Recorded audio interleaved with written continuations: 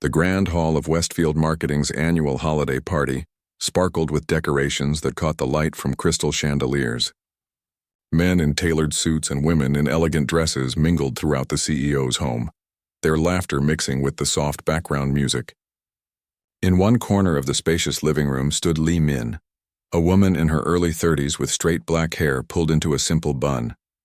Her dark blue dress was pretty but understated, nothing like the designer outfits that adorned most of the other women at the party. Li Min worked in the administrative department at Westfield. For 3 years she had organized files, answered phones, and scheduled meetings with quiet efficiency. Most of her co-workers knew her only as the reliable woman who made sure the office ran smoothly. Few had ever tried to know more about her. "Would you like some more water?" asked a server passing by with a tray. Li Min smiled and shook her head. "No, thank you," she said softly. She was used to being invisible in crowds like this.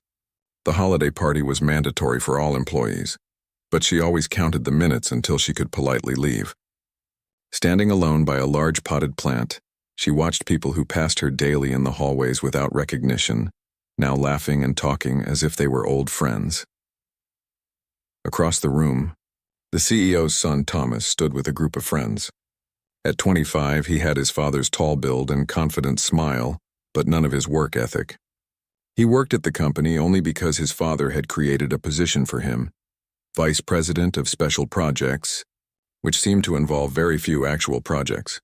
Thomas took a sip of his champagne and scanned the room with bored eyes. The party was the same every year, the same people, the same conversations about sales targets and market growth. His gaze stopped when he noticed Li Min standing alone. "Who's that?" he asked his friend Peter, nodding toward Li Min. Peter squinted. "I think she works in admin or something. Handles the mail, maybe? Never really talked to her." Thomas studied Li Min for a moment. She looked so uncomfortable. "Let's liven things up a bit." His friends followed his gaze, and Vanessa, a marketing executive, raised an eyebrow. "What are you thinking, Thomas?" Thomas nodded toward the beautiful grand piano that sat in the corner of the living room. It was his mother's pride and joy, a Steinway that cost more than most people's cars. It had been played earlier by a hired pianist who had left after his 2-hour booking ended. "Let's ask her to play something," Thomas said with a grin forming on his face. "Dad's always going on about how we should include everyone at these events." Peter laughed. "She'll probably say no. Or even better, she'll try and be terrible," added Vanessa. "Remember when your dad made us do that talent show at the company retreat? Half the people couldn't even carry a tune." Thomas drained his glass and set it on a passing server's tray. Only one way to find out. He made his way across the room, his friends trailing behind him. A few heads turned to watch. Thomas always commanded attention when he moved through a room. Li Min didn't notice him approaching until he was standing right in front of her. She looked up, surprised that the CEO's son was talking to her. They had never exchanged more than a good morning in the hallway. "Hello there," Thomas said, flashing his practice smile. "You're Lynn, right?" "Li Min," she corrected quietly. "Right, Li Min. Sorry about that. Are you enjoying the party?" Li Min nodded politely. "Yes, thank you. Your father's home is beautiful." Thomas waved his hand dismissively. "Yeah, Mom went all out with the decorators again this year." He paused, then continued with exaggerated enthusiasm. "Say, I just had a great idea. My mother's piano is just sitting there unused. Do you play?" Li Min's eyes widened slightly. She glanced at the grand piano, then back at Thomas and the small crowd that had gathered behind him. Several people were watching now, curious about why the CEO's son was talking to the quiet woman from admin. She began, her voice barely audible over the party noise. "Come on," Thomas encouraged, his tone friendly, but with an edge that suggested he was enjoying her discomfort. "Everyone here has been talking about work all night. We could use some entertainment." Peter stepped forward. "Yeah, just a quick song." "It'll be fun." Li Min's cheeks flushed pink. She could feel the eyes of her co-workers on her. The CFO was watching from near the fireplace. Her direct supervisor stood with a group by the windows. Even the CEO had glanced over, curious about the small commotion his son was causing. "I don't think," Li Min started to say, but Thomas was already putting a hand on her shoulder, guiding her toward the piano. "Just one song," he insisted. "You can pick anything you like. Even chopsticks if that's all you know." A few people chuckled at that. Li Min heard someone whisper, "This should be interesting," in a tone that suggested they expected a disaster. As they approached the piano, more people began to notice and turn their attention toward them. The conversation in the room didn't stop, but it quieted as people watched with curious eyes. "Ladies and gentlemen," Thomas announced, his voice carrying across the room with practiced ease, "our colleague Li Min has kindly agreed to play something for us." Li Min hadn't agreed to anything, but now nearly half the party was watching. She stood frozen beside the beautiful instrument, wishing she could disappear. The piano bench seemed to be waiting for her, its polished wood gleaming under the lights. Thomas leaned close and whispered, "It's just a bit of fun. No one expects you to be good." His words stung more than he could know. Li Min felt her hands trembling slightly at her sides. She thought about simply walking away, making an excuse about needing fresh air. She could probably find her coat and leave the party entirely. It was late enough that her absence wouldn't be noticed, but then a memory surfaced, her grandmother sitting beside her at their old upright piano in the small apartment where Li Min had grown up. Her grandmother's hands, worn from years of hard work, gently guiding Li Min's small fingers over the keys. "Music speaks when words cannot," her grandmother had told her. "Never be afraid to let it speak for you." Something shifted in Li Min's expression. The embarrassment was still there, but now there was something else too, a quiet determination. She took a deep breath and sat down on the bench. The crowd's attention was fully on her now. Thomas stepped back with a satisfied smirk, exchanging glances with his friends. They had achieved what they wanted. The quiet admin woman was now the center of attention and clearly uncomfortable. Li Min adjusted her position on the bench, her movements precise and deliberate. She looked at the keys before her, pristine white and black, waiting for her touch. For a moment, she felt like she was back in her tiny apartment, practicing on her electronic keyboard with its plastic keys and tinny sound. A hush fell over the nearby guests. Some looked embarrassed for her, others seemed amused, a few appeared genuinely curious. The CEO stepped closer, perhaps concerned about his expensive piano. Li Min closed her eyes briefly, centering herself. When she opened them again, her gaze was clear and focused. She raised her hands and positioned them over the keys with a familiarity that made a few people exchange glances. She took one more deep breath, and then her finger pressed down on a single key. The note rang out, pure, rich, and resonant. It hung in the air with such clarity and purpose that conversations across the room faltered. It wasn't the tentative plink of someone who had taken a few childhood lessons. It was the confident touch of someone who knew exactly what the instrument could do. And then, before the first note had fully faded, Li Min's fingers began to move. Thomas's smirk froze on his face. The glass nearly slipped from Peter's hand. Vanessa's mouth opened slightly in surprise. Around the room, heads turned as the beautiful melody filled the space. Li Min's hands moved with grace and precision across the keys, drawing out a piece that started softly but built with emotional intensity. Her back was straight but not stiff. Her head tilted slightly as if she was listening to something beyond the notes themselves. The CEO stepped forward, his expression changing from concern to astonishment as he watched Li Min's fingers dance across his wife's prized piano. He had heard professional pianists play this very instrument, but something about the unexpected nature of this performance made it all the more captivating. As the introduction to Rachmaninoff's Piano Concerto No. 2 filled the room, the holiday party of Westfield Marketing fell completely silent for the first time that evening. Every eye was on the modest woman from the administrative department, the woman most of them had barely noticed until tonight. And Li Min, feeling the music flow through her like a current, began to remember who she had been before she became invisible. The music poured from Li Min's fingers like water finding its way downstream, natural and unstoppable. As she continued playing Rachmaninoff's complex piece, the partygoers stood frozen, drinks halfway to their lips, conversations abandoned mid-sentence. The powerful melody filled every corner of the grand room, bouncing off crystal glasses and wrapping around stunned executives. Thomas's face had lost all traces of its earlier smugness.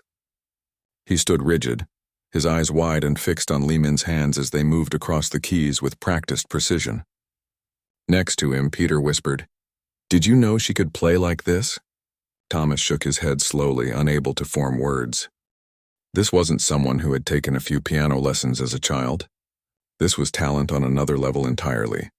The CEO, Mr. Reynolds, moved closer to the piano, his expression a mixture of surprise and wonder. His wife joined him, touching his arm gently as they watched their administrative employee transform before their eyes.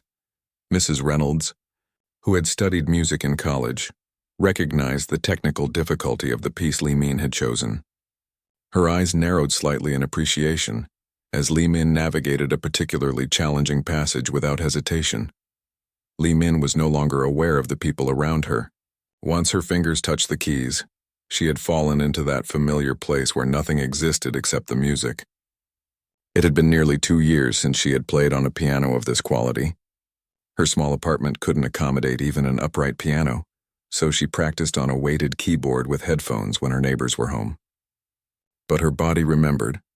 Her muscles recalled every note, every subtle pressure needed to bring the composer's vision to life. As the piece progressed, memories flickered through her mind. Her grandmother saving for years to buy their first piano, the hours after school spent practicing while other children played outside.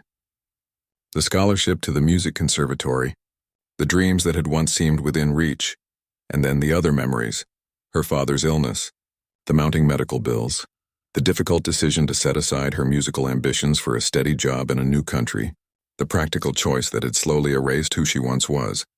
But here, now her fingers flying across the keys of this magnificent instrument, Li Min was whole again. The piece reached its crescendo and Li Min leaned slightly forward, her body moving with the music as her hands coaxed both thunder and whispers from the piano. A few people in the audience had closed their eyes, transported by the unexpected beauty filling the room. Others watched with expressions of disbelief, trying to reconcile the quiet woman who organized office supplies with this confident artist before them.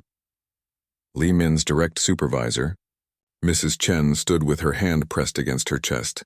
In 3 years of working together, she had never once asked Li Min about her life before Westfield Marketing.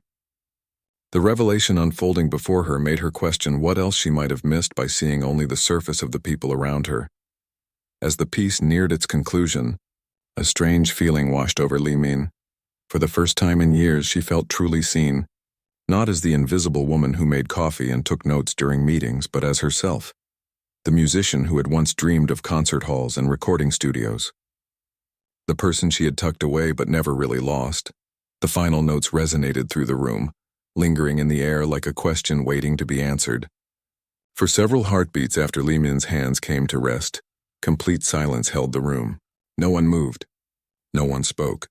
It was as if everyone present was still caught in the spell of what they had just witnessed. Then, from the back of the room, someone began to clap. Others joined in, the applause growing until it filled the space that moments ago had been occupied by music. Some people rose to their feet, their faces alight with genuine appreciation. Li Min remained seated at the piano bench, her hands now folded in her lap, her eyes downcast as if embarrassed by the attention. The confidence that had flowed through her while playing ebbed away, leaving her once again uncertain in this room full of people who had never really seen her before tonight. Mr. Reynolds approached the piano, clapping with everyone else. When he reached Li Min, he bent slightly to speak to her over the noise of the applause. "That was extraordinary," he said, his voice warm with surprise and respect. "Where did you learn to play like that?" Li Min looked up at her boss, the man whose coffee order she knew by heart but who had never before asked her a personal question. "Shanghai Conservatory of Music," she answered softly. "I studied there for 6 years." Mr. Reynolds' eyebrows shot up. "The Shanghai Conservatory? That's one of the most prestigious music schools in Asia." He shook his head in disbelief. "And you're working in our administrative department?" Before Li Min could respond, Thomas pushed forward, his expression transformed from mockery to genuine astonishment. "That was amazing," he said, all traces of his earlier condescension gone. "I've never heard anyone play like that in person. Why didn't you say something when I asked if you played?" Li Min looked at him, her dark eyes steady. "You didn't really want an answer," she said quietly. "You wanted a joke." Thomas had the grace to look embarrassed. He ran a hand through his hair and nodded. "You're right. I was being a jerk, and I'm sorry." His apology seemed sincere, his face flushed with genuine remorse. But I'm glad you played anyway. That was incredible. People were gathering around the piano now. Faces Li Min recognized from company meetings and hallway passes but had rarely spoken to. They asked questions all at once. How long had she been playing? Why wasn't she performing professionally? Would she play something else? The attention was overwhelming. Li Min had grown used to invisibility, to moving through her days without notice. Now dozens of eyes were focused on her, dozens of voices directed at her. She felt her chest tighten with anxiety, her breath coming quicker. Mrs. Reynolds noticed Li Min's discomfort and stepped in smoothly. Let's give our pianist some space, shall we? Perhaps she'll play for us again later if we ask nicely. She smiled warmly at Li Min. In the meantime, I believe dinner is about to be served.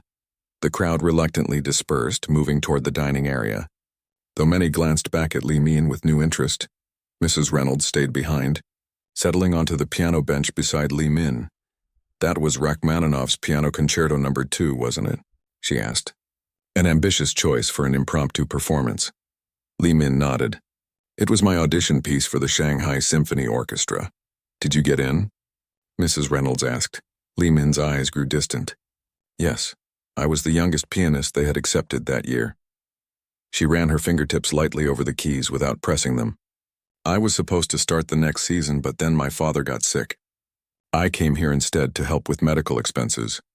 Mrs. Reynolds was quiet for a moment, absorbing this information. And you never went back to music? Li Min shook her head. There are no orchestras looking for 32-year-old pianists who haven't performed in years. And solo careers are for prodigies who never stopped playing. She offered a small smile. It's okay. We all make choices. Some choices can be unmade, Mrs. Reynolds said thoughtfully. Or new ones can be made. She stood up. Would you join me for dinner? I'd like to introduce you to some friends. Li Min hesitated, then nodded. As she rose from the piano bench, she caught sight of Thomas watching her from across the room. His expression was thoughtful, almost respectful. Nothing like the dismissive amusement he had shown earlier. As she followed Mrs. Reynolds to the dining room, Li Min felt something shift inside her. For years she had tucked away her passion, convinced the chapter of her life was closed. Tonight it had burst free in an unexpected moment, reminding her of who she was beneath the quiet exterior she showed the world. She didn't know what would come next, if anything would really change, or if tomorrow she would return to her desk and her ordinary life. But for tonight at least, the music had returned, and with it a small spark of the person she used to be, the person she might become again. As she took her seat at the table, surrounded by people who now looked at her with new eyes, Li Min allowed herself to imagine possibilities she had long ago set aside. Perhaps some dreams didn't die. Perhaps they just waited, dormant for the right moment to bloom again. The following Monday morning felt strange to Li Min as she walked through the doors of Westfield Marketing.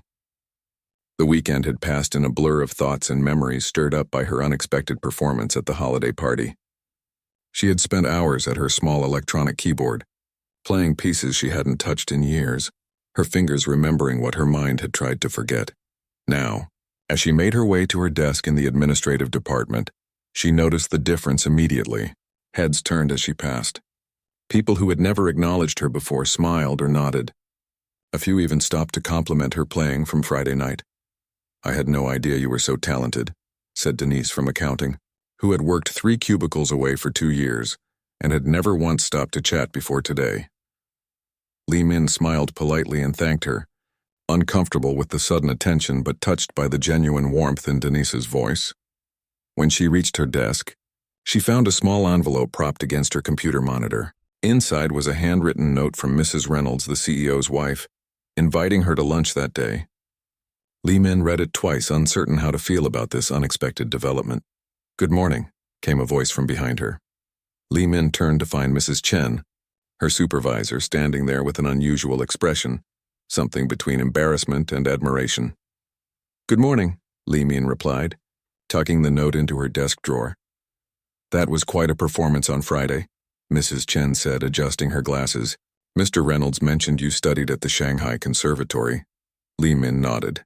A long time ago. Mrs. Chen hesitated, then asked, Why didn't you ever mention it? In all the years you've worked here. The question hung in the air between them. Li Min considered how to answer. How could she explain that she had learned to make herself smaller, to expect less, to be invisible, that somewhere along the way, she had started to believe that no one would be interested in who she had been or what she could do. It never seemed relevant to my work here, she finally said. Mrs. Chen nodded slowly, accepting this answer, though her eyes suggested she understood there was more to it. Well, I think you'll find things might be a bit different now, she said cryptically before continuing on to her own office. Li Min wasn't sure what that meant, but she soon began to understand. Throughout the morning, various executives who had never before acknowledged her existence stopped by her desk. Some asked about her musical background, others complimented her performance. A few even apologized for never having properly introduced themselves before. By lunchtime, Li Min felt drained from the social interactions, more than she typically had in a week. When she slipped out to meet Mrs. Reynolds at the cafe down the street, it was almost a relief to escape the office. The CEO's wife was already seated at a corner table when Li Min arrived. She waved Li Min over with a warm smile. "Thank you for coming," Mrs. Reynolds said as Li Min sat down across from her. "I wasn't sure if you would." "I was surprised by your invitation," Li Min admitted. Mrs. Reynolds nodded. "I imagine you've had quite a few surprises since Friday night. How are you handling all the attention?" Li Min gave a small shrug. "It's different. I'm not used to people noticing me." "That's partly why I wanted to meet with you," Mrs. Reynolds said, leaning forward slightly. "I've been thinking about your situation ever since you played at our house. You have an extraordinary gift, Li Min. It seems wrong that it's hidden away." The waiter arrived then to take their orders, giving Li Min a moment to gather her thoughts. When he left, she turned back to Mrs. Reynolds. "I made my choice years ago," she said quietly. "My father needed specialized medical care. My mother couldn't work because she was caring for him. Someone had to earn money." Mrs. Reynolds nodded. "And now? Is your father?" "He passed away last year," Li Min said, her voice steady, though the pain was still fresh. "My mother has moved in with my aunt. So what's keeping you from returning to music now?" The question was direct, but asked with genuine curiosity rather than judgment. Li Min hadn't allowed herself to consider this possibility for so long that she struggled to articulate an answer. "It's been almost 7 years since I performed regularly," she said finally. "The classical music world moves on quickly. New talents emerge every day. And I have bills to pay, rent due every month. Dreams don't cover those." Mrs. Reynolds considered this as their food arrived. They ate in silence for a few minutes before she spoke again. "I studied music too, you know. Not at your level. I was never good enough for a conservatory. But I understand what it means to set aside something you love for practical reasons." She took a sip of her water. "I also serve on the board of the City Symphony Orchestra." Li Min looked up, surprised. "They're preparing for their winter concert series," Mrs. Reynolds continued. "And as it happens, their second pianist had to withdraw due to a family emergency. They're holding auditions tomorrow." Li Min's heart began to beat faster, but she shook her head. "I couldn't possibly. I'm not prepared. I haven't played seriously in years. You played Rachmaninoff flawlessly with no preparation after being put on the spot," Mrs. Reynolds pointed out. "Imagine what you could do with even a day to practice." She reached into her purse and pulled out a business card. "This is the director's contact information. The audition is at 2 tomorrow afternoon." Li Min stared at the card but didn't take it. "I have work tomorrow. I've already spoken to my husband about giving you the afternoon off," Mrs. Reynolds said with a small smile. "If you want it." Li Min felt as if she were standing on the edge of a cliff. Behind her was the safe, predictable life she had built. A steady job, a quiet routine, no surprises, but also no disappointments. Ahead was unknown territory, a chance to reclaim something she had once loved, but also the risk of failure, of having her dreams crushed a second time. "Why are you doing this?" she asked Mrs. Reynolds. "You barely know me." Mrs. Reynolds was quiet for a moment, seeming to choose her words carefully. "When I was younger, someone helped me find my way when I was lost. Not with music, I realized early on that wasn't my path, but with finding purpose. Sometimes we all need someone to open a door we thought was closed forever." She placed the card on the table between them. "Whether you walk through it is entirely up to you." Li Min stared at the card, her thoughts racing. Could she really do this? After so long, the practical part of her mind immediately began listing all the reasons it was a bad idea. She was out of practice. She might embarrass herself, even if she got the position it probably wouldn't pay enough to live on. But another voice, one she hadn't listened to in years, whispered of possibilities, of sitting at a piano every day surrounded by other musicians, of bringing beautiful music into the world again. "I don't even have a proper piano to practice on," she said, but her tone had shifted from refusal to problem-solving. Mrs. Reynolds smiled, sensing the change. "You can use mine, this afternoon, this evening, as long as you need." Lehman slowly reached out and took the card, running her thumb over the embossed letters. "I'll think about it," she said. When she returned to the office, there was a small crowd gathered near her desk. As she approached, she saw Thomas, the CEO's son, standing there holding a large gift bag. He looked both nervous and determined. "There you are," he said when he spotted her. The others turned to look at Li Min, their expressions curious. "I was hoping to catch you before you went to lunch." "I just got back," Li Min said, uncertain what was happening. Thomas held out the bag to her. "This is for you. A small apology for how I behaved at the party." Li Min hesitated, then took the bag. Inside was a beautiful leather-bound book. She lifted it out carefully and read the gold-embossed title. "The Complete Chopin Nocturnes, Annotated Edition." "My mother mentioned he was one of your favorites," Thomas explained, looking both hopeful and embarrassed. "I thought maybe, well, I don't know what I thought exactly, just that I wanted to make things right." Li Min ran her hand over the book's cover. Chopin had indeed been her favorite composer to play during her conservatory days. His nocturnes spoke to something in her soul that no other music quite reached. "Thank you," she said quietly. "This is very thoughtful." Thomas nodded, looking relieved. "I also wanted to say that if you ever decide to perform somewhere, I'd really like to hear you play again." There was no mockery in his voice now, only sincerity. As the small crowd dispersed and Li Min sat down at her desk, she found herself holding both the music book and the business card Mrs. Reynolds had given her. Two unexpected gifts, two paths opening before her. She thought of her grandmother's words from long ago. Music never leaves you completely. It waits patiently in your heart until you're ready to welcome it back. Maybe, just maybe, it was time to open that door again. That evening, Li Min stood outside the Reynolds' large house, her hand frozen mid-air before ringing the doorbell. She had left work early, rushed home to change clothes, and grabbed the folder of sheet music she kept hidden in the back of her closet. Yet now, standing on the doorstep, doubt crept in again. Was she being foolish, chasing a dream that had slipped away years ago? What if she wasn't good enough anymore? Before she could talk herself out of it, the door swung open. Mrs. Reynolds stood there with a warm smile. "I saw you through the window," she explained. "I was wondering if you were going to stand out there all night." Li Min felt her cheeks flush. "I'm sorry. I was just having second thoughts," Mrs. Reynolds finished for her. "That's perfectly normal. Come in." The house was quiet and peaceful compared to the bustling holiday party 3 nights ago.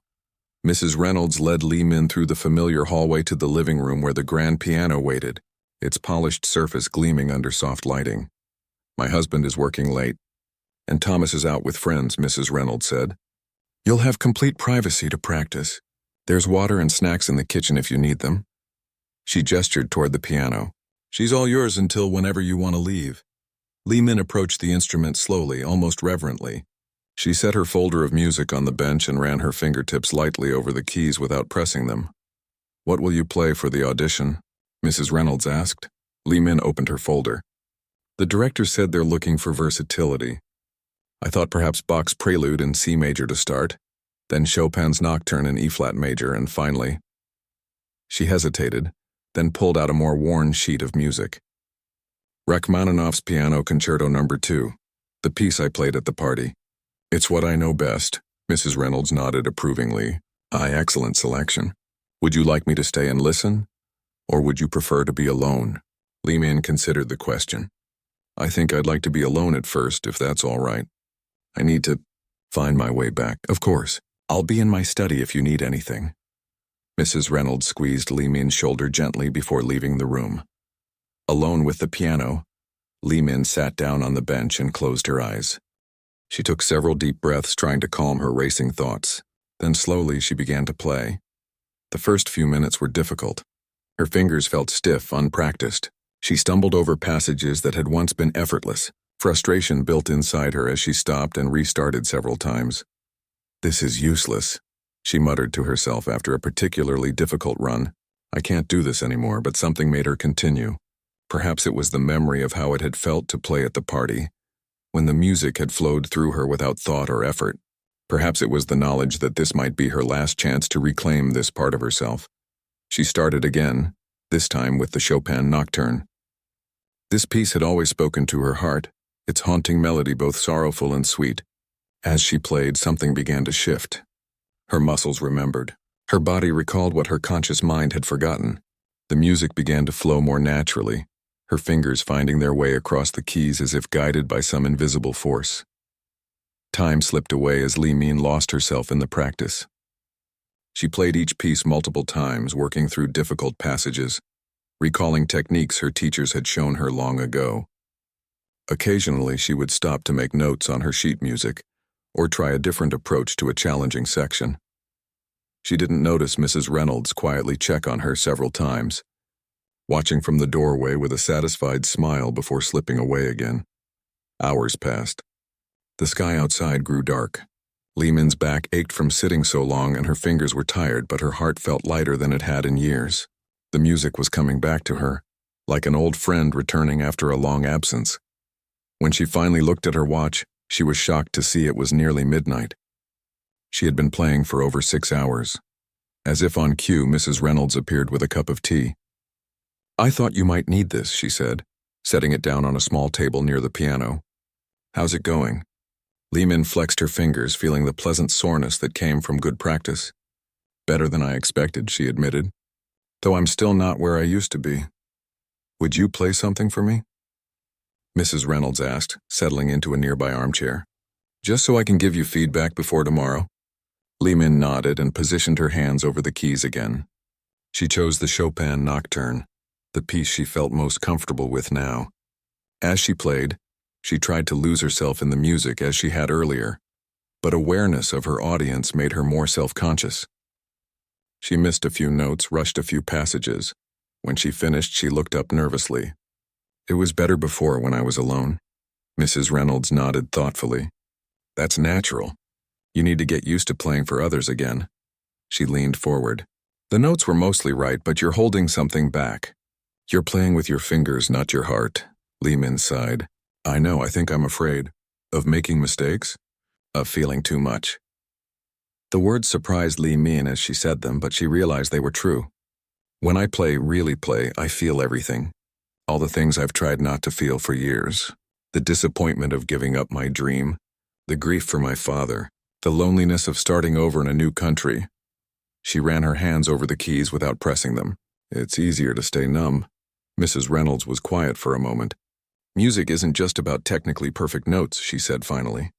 "It's about communicating emotion. That's why your playing at the party moved everyone so much. We felt what you were feeling." Li Min nodded slowly. "I wasn't thinking then. I just played." "Then stop thinking tomorrow too," Mrs. Reynolds suggested. "Play as if no one is watching.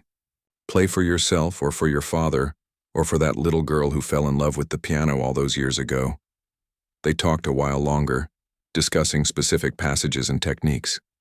When Li Min finally gathered her things to leave, she felt both exhausted and exhilarated. "Thank you," she said sincerely. "Not just for letting me use your piano, but for believing I could do this." Mrs. Reynolds smiled. "Sometimes we need someone else to believe in us before we can believe in ourselves again." The next day at work was a blur. Li Min went through her morning tasks mechanically, her mind elsewhere. Her fingers tapped invisible piano keys on her desk as she mentally rehearsed difficult passages. Several co-workers wished her luck when they heard about the audition, news having somehow spread throughout the office. At noon, Mrs. Chen stopped by her desk. "Mr. Reynolds says you're leaving early today for an audition with the City Symphony." Li Min nodded nervously. "Yes, if that's still okay." To her surprise, Mrs. Chen smiled warmly. "More than okay. We're all rooting for you."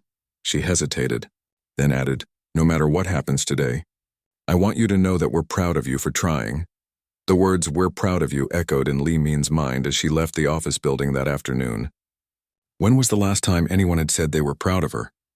Her father, perhaps, when she'd been accepted to the conservatory all those years ago.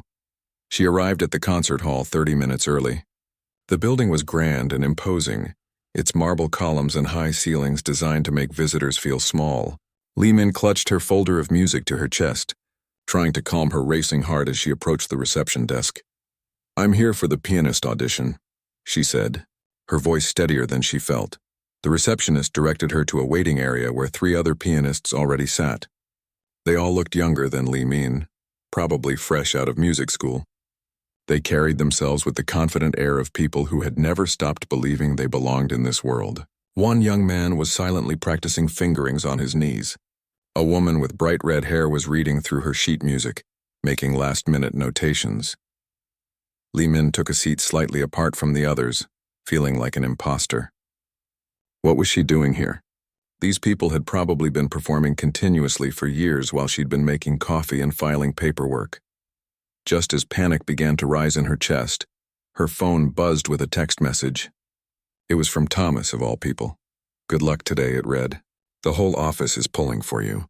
You've already amazed us once, go amaze them too." Li Min stared at the message, touched by the unexpected support. Before she could respond, an older man with silver hair and kind eyes emerged from the audition room. "Li Min Chen?" he called, looking around the waiting area. Li Min stood up, gathering her music and her courage. As she followed the man into the audition room, she saw a small panel of 3 people sitting at a table and a beautiful concert grand piano waiting on the small stage. "Ms. Chen, welcome," said a woman at the center of the panel. "I'm Dr. Winters, the orchestra director. Mrs. Reynolds has told me quite a bit about you." Li Min nodded nervously. "Thank you for the opportunity to audition. We understand you haven't performed professionally for some time," Dr. Winters continued. "Don't worry about that. We're interested in what you can do today, not what you've done in the past. Whenever you're ready, please begin with your first piece." Li Min approached the piano, set her music on the stand, and took a deep breath. As she sat down, she remembered Mrs. Reynolds' advice. Play as if no one is watching. Play for yourself. She placed her hands on the keys, closed her eyes briefly, and began to play. As Li Min's fingers touched the keys, the world around her faded away. The panel of judges, the other pianists waiting outside, the years of doubt and regret, all of it disappeared as the first clear notes of Bach's Prelude in C major filled the audition room.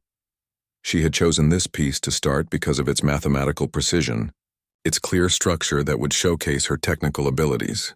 But as she played, something unexpected happened. The music, once so familiar to her fingers, became new again. She heard depths in it she had never noticed during her conservatory days, when she had been more concerned with playing each note perfectly than with understanding what Bach had been trying to say. Now, with years of life experience behind her, the pain of giving up her dreams, the struggle of starting over, the grief of losing her father, the music spoke to her differently.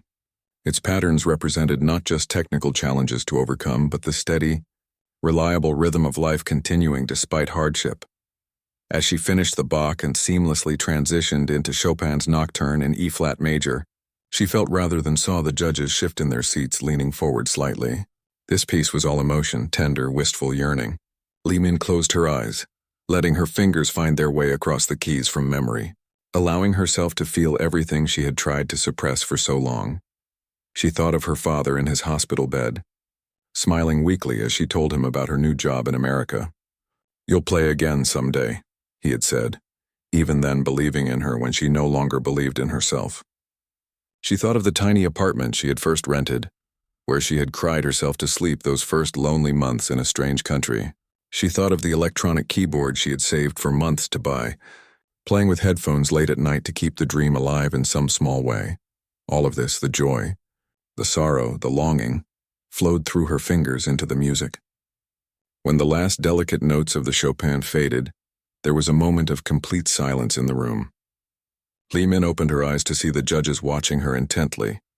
"That was," began Dr. Winters, then stopped, seeming at a loss for words. "Would you continue with your final piece?" asked the man to her right, his voice gentle. Li Min nodded and took a deep breath before launching into Rachmaninoff's Piano Concerto No. 2. This was the piece that had started it all, the one she had played, at the holiday party that had so stunned her colleagues. But today she played it differently, not just to prove she could, not just to show her technical skill, but to tell her story.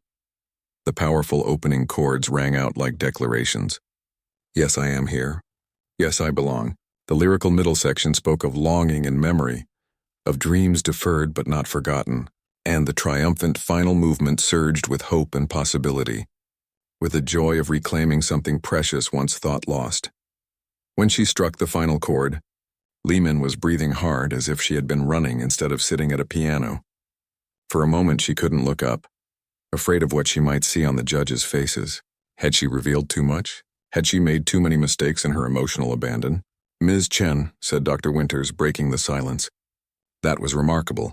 Li Min finally looked up. All three judges were staring at her with expressions of undisguised wonder. "Your technical skill is impressive, especially considering your hiatus from performing," continued Dr. Winters. "But what truly sets you apart is your emotional depth. You don't just play the notes, you understand the music." "Thank you," Li Min said softly, uncertain how to respond to such praise. "We have a few more auditions today," said the older man on the left, "but I think I speak for all of us when I say you've set the bar extremely high. We'll be in touch very soon." Li Min gathered her music with trembling hands and made her way out of the audition room. The other pianists looked up as she passed, and she gave them a small, encouraging smile. Whatever happened next, she had done her best. She had played with her whole heart, holding nothing back. For now, that was enough. Outside the concert hall, she took out her phone to call a rideshare and saw several text messages waiting. One from Mrs. Reynolds asking how it went. Another from Thomas with a simple "fingers crossed." And surprisingly one from Mrs. Chen that read, "The whole office is waiting to hear. No pressure." Li Min smiled to herself. A week ago, none of these people had really known she existed beyond her function at work. Now they were invested in her success, rooting for her to reclaim a dream she had thought was forever out of reach. For 3 days, Li Min heard nothing from the orchestra. She returned to work trying to focus on her administrative duties while checking her phone constantly for missed calls. Her colleagues regularly stopped by her desk for updates, and she had to keep telling them she hadn't heard anything yet.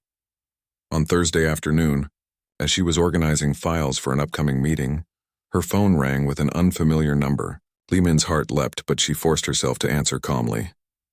"Hello, this is Li Min Chen. Ms. Chen, this is Dr. Winters from the City Symphony Orchestra." Li Min gripped the phone tighter. "Yes, Dr. Winters, how are you?" "I'm very well, thank you. I'm calling regarding your audition."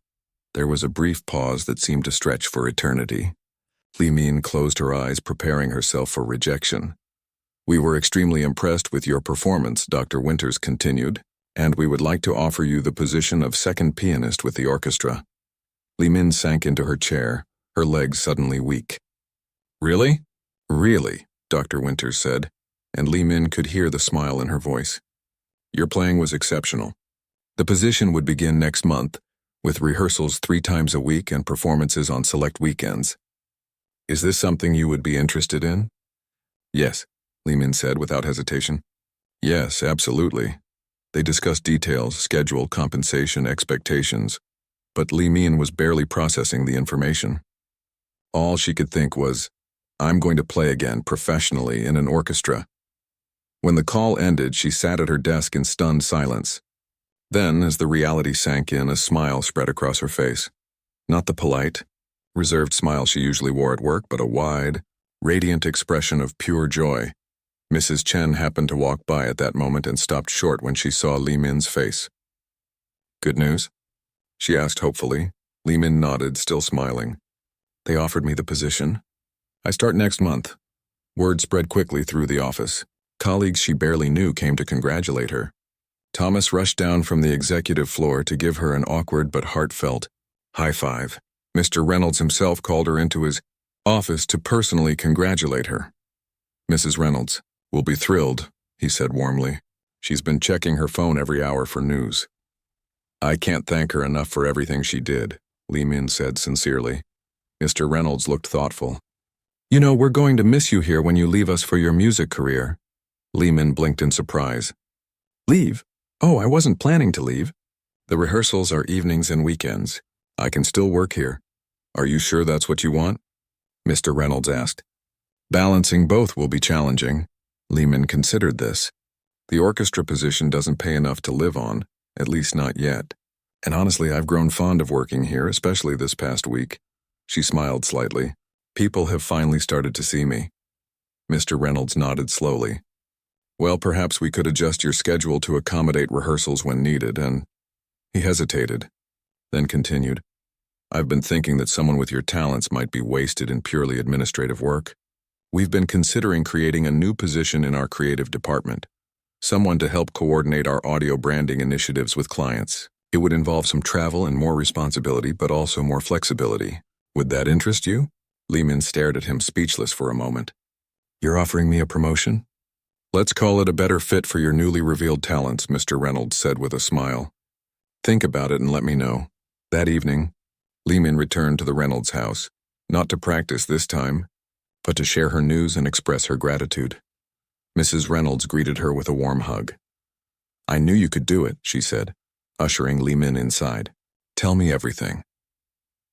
Over tea in the living room, the grand piano now a comforting presence rather than an intimidating one, Lehman recounted the audition and Dr. Winter's call. She also mentioned Mr. Reynolds' surprising job offer. David always had good instincts about people, Mrs. Reynolds said with approval. So what will you do? Lehman gazed thoughtfully at the piano. I think I'll try to do both, at least for now. The new position at work and the orchestra. She smiled. It won't be easy, but nothing worthwhile ever is. And are you happy? Mrs. Reynolds asked softly. Lehman considered the question. A week ago, she had been invisible. A quiet, efficient administrative assistant who had buried her dreams so deeply, she barely remembered them herself. Now she was seen, not just for what she could do, but for who she truly was. Yes, she said simply. I'm happy. 3 months later, Lehman stood backstage at the city concert hall, dressed in a formal black gown, her hair swept up elegantly. It was the opening night of the winter concert series, and her hands trembled slightly with anticipation. Through a gap in the curtains, she could see the audience filing in. Her mother was there, flown in specially for the occasion, sitting beside Mrs. Reynolds. Several rows back, she spotted Thomas and a group from the office, including Mrs. Chen. Nervous? Asked the first pianist, a kind woman named Helen who had taken Lehman under her wing. A little, Lehman admitted. It's been a long time since I performed for a real audience. Helen smiled. Just remember why you play. The rest will take care of itself. As the orchestra began to assemble on stage, Lehman thought about the strange journey that had brought her here. A holiday party, a cruel joke that backfired, a single note that changed everything. Sometimes life's most important turning points came disguised as moments of humiliation or pain. Sometimes the path forward only revealed itself when you were brave enough to be seen for who you truly were. The stage manager signaled that it was time. Lehman took a deep breath and walked out onto the stage, the applause washing over her like a wave. As she took her place at the piano and waited for the conductor's signal, she felt not fear but a deep sense of homecoming. She was exactly where she was meant to be,